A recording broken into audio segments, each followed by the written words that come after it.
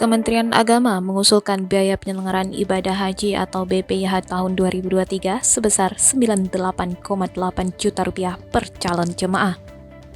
Namun demikian, dari BPIH itu hanya 70% diantaranya yang dibebankan kepada jemaah haji atau sebesar Rp69 juta.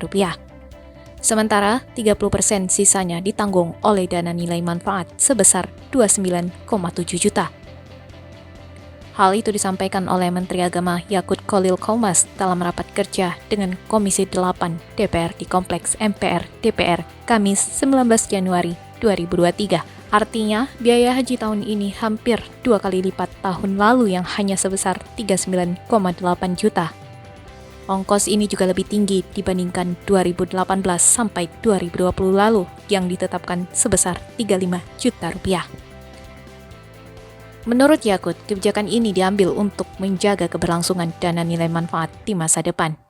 Ia menilai pembebanan BPIH harus mengedepankan prinsip keadilan.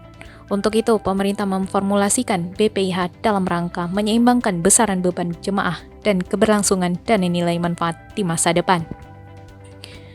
Tak hanya itu, pemerintah juga mengusulkan biaya hidup yang diberikan kepada jemaah haji tahun ini hanya sebesar Rp1.000 atau setara Rp4.080.000.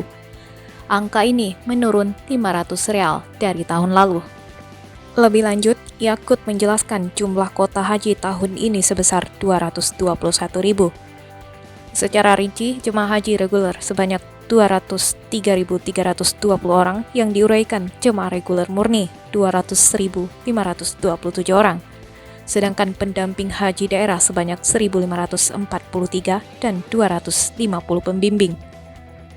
Sementara untuk haji khusus sebanyak 17.680 jemaah sehingga total 221.000 jemaah haji dengan jumlah kloter sebanyak 820.